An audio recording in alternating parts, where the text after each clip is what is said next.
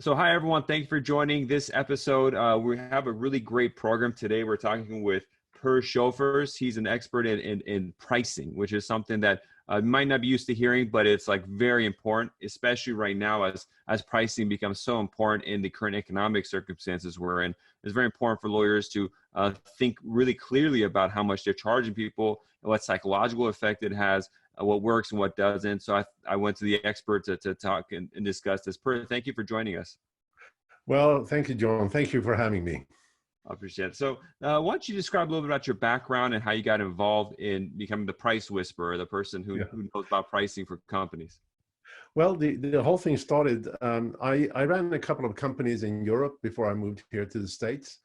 And once I moved here, I ran another couple of companies. And because pricing was always a bit of an interest area for me, we did experiments. And some of those experiments were hugely successful. You know, type next quarter revenues were up with 25%. And some were real disasters.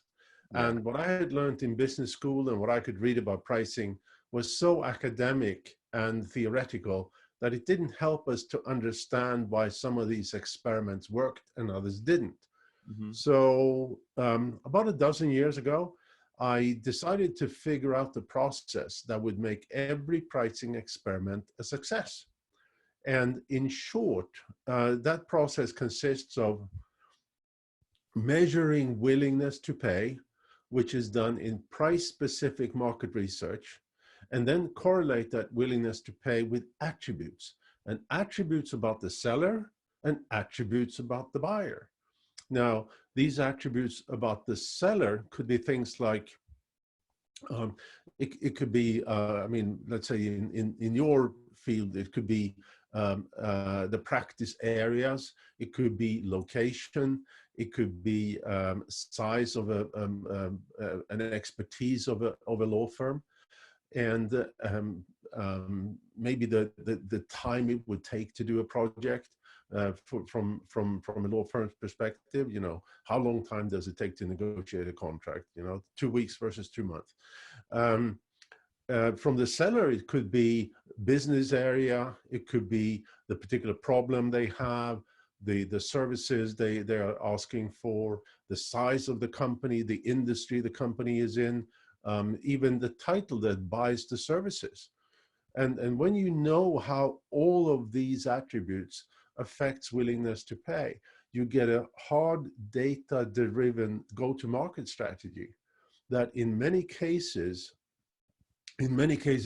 allow you to increase sales at higher prices. Cool. That's wonderful. So what kind of companies have you worked with? We've done so many engagements, and most of our clients though are sort of mid-market companies or small to mid-market companies, revenues 5 million to maybe 150 million. And but they're in all different, their services and their products, and some are B2B, some are B2C. It's really all over the map. Do you find the principles overlap sometimes, whether it's a small company or a large company? Do a lot of the stuff overlap, or does it vary a lot depending on the field and just different characteristics of the company? Well, yeah, there's overlap, that's for sure. But it's every, you know, what we hear often is that people say my company is different, and because my company is different, they say my market is different, and because my market is different, you know, how is this going to work? But yeah. Markets actually are not, they're not different. Companies are very, very different, and therefore they see the market with a different lens. So, so one of the things that we've experienced is that many times our client has a view of that market that is a little skewed. And once you can correct that, so that it's correct, good things are happening. Wonderful. So, I mean, the field we're dealing with here is immigration law, mostly small Yeah. firms to mid-size, never really large. And pricing has always been a problem here. There's several pieces of information you shared with me that were helpful. I guess we'll start with this. Excuse me. So, immigration firms usually do flat rate fees. Um, Yeah. how do you maximize the income you're making as opposed to hourly? What kind of thoughts and experience do you have in that those kind of services? We well, in fact, we have measured willingness to pay, not for an immigration law firm, but from a local law firm that do um, provide fixed fee services. Mm-hmm. And in this case, they had a particular service. They were charging $5,000 for it, and they wanted to increase price. But there is something called price walls, and price walls are psychological price points that generates a very sharp decrease or increase in sales volume. And for this particular service that this particular law firm were offering, there was a very sharp price wall at 5,000. So we could demonstrate to that client that if they went over 5,000, they would lose not only sales volume, but also revenue. So they were at the optimum price point. So, And yeah. and that goes for any service provider that you have to find out where these price walls are, and price yourself on the right side of that price wall, where you maximize your sales volume and your revenues. Do you think like if they decrease it to $49.95 or played those games a couple of dollars down, does that make a difference? Does that still affect people psychologically to Oh, view? absolutely. Yeah, it does. If I'm saying there's a price wall at 5,000, means that the price should be 4,999 or 4,995. Interesting. And there's psychology, because there's psychology when we look at this. When we look at this, we call it pricing on the nine, or sometimes it's called charm pricing. and that is because if we take this case, when we as humans look at 4,999 versus 5,000, we are looking, that very first digit makes all the difference. So we are comparing mentally 4,000 something with 5,000 something, and it's $1,000 difference. Yeah. Where in fact it is only $1. So in that line, what about discounting prices? What have you found about people giving discounts? well, discounting is actually very important, because what you do whenever we are being presented with a price, we make a mental decision whether that price sends a message of adequate quality or not. Mm-hmm. And if the price is too low, that means that I won't buy it because I don't think it's going to be any good. And that goes for immigration services and everything we buy.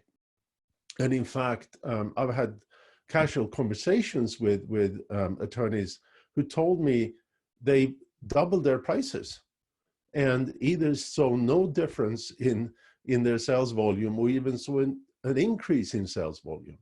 Mm-hmm. Because that price sets an expectation of quality or not. So it's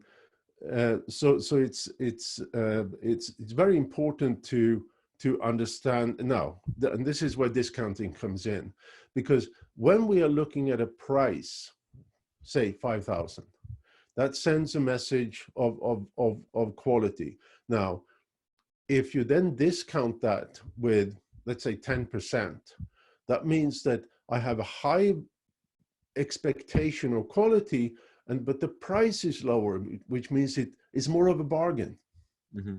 Okay, so discounting drives higher sales. But having said that, we can not only can we measure willingness to pay, but we can, which means that we can accurately predict sales volume at different prices, but we can also accurately predict sales volume at different discount rates. And what we have found is that discounts, this is in general, discounts that are less than 10% are ineffective in driving sales. Discounts above 20% just makes you leave money on the table. Mm-hmm. So you rarely see a higher sales volume at, you know, if you discount 30% or 40% compared to if you discount 20%, you just leave money on the table. Interesting. And what about the type of clients that, you know, associate with these prices? So if you do discount a lot, or if your prices are lower, what kind of effect does it have on the relationship you have with the customer? Well, your price selects your customer. Mm-hmm.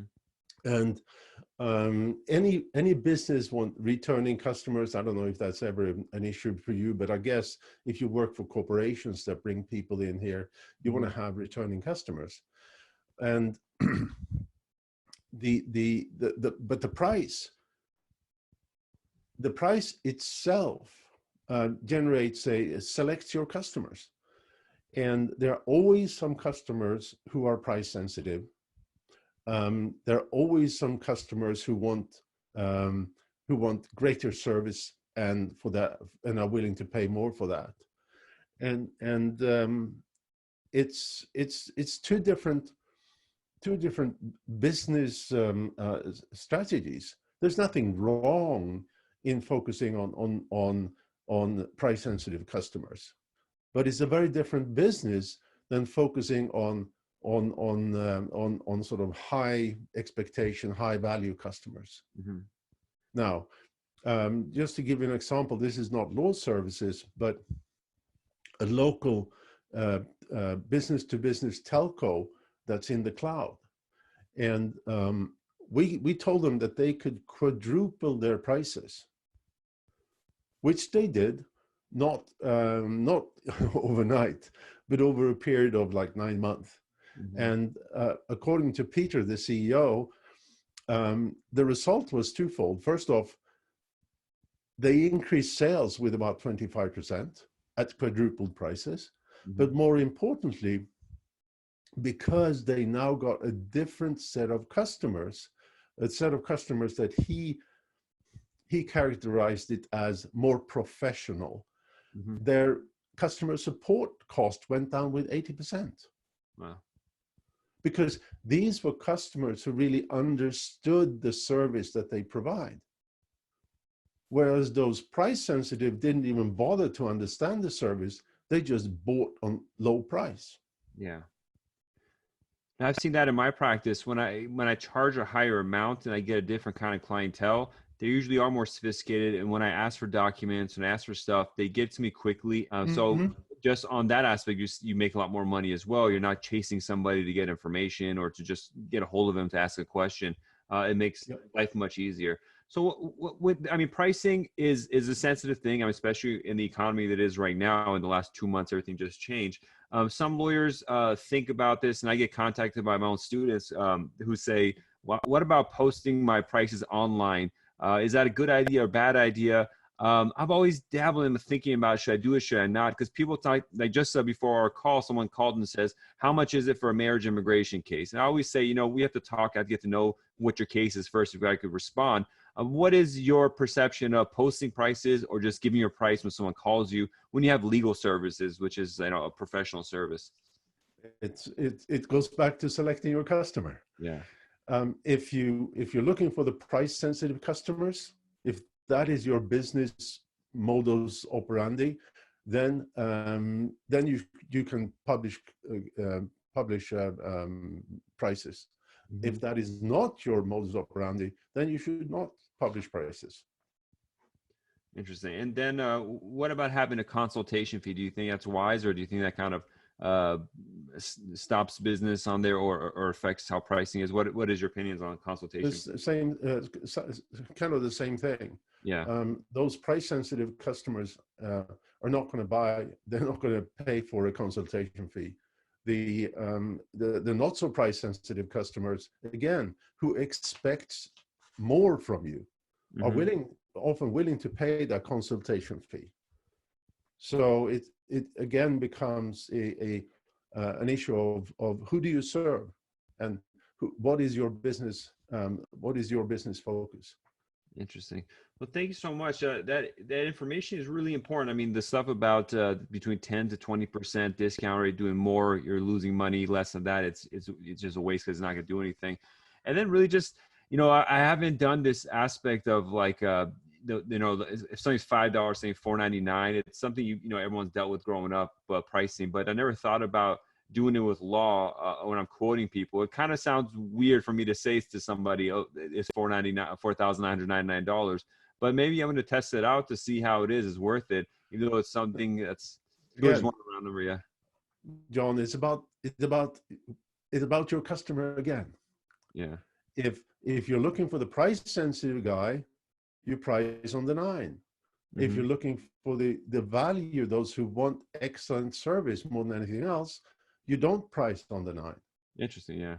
Yeah. My business model is service, low volume, and it has a higher price because it's individualized service. And so I've always been successful with my marketing and branding to get people that appreciate that and do it. Now I get a lot of people contact me, 99 out of 100 of them, I just say no because they just want the price. So I have to weed through a lot of people in my funnel to get that ideal dream client.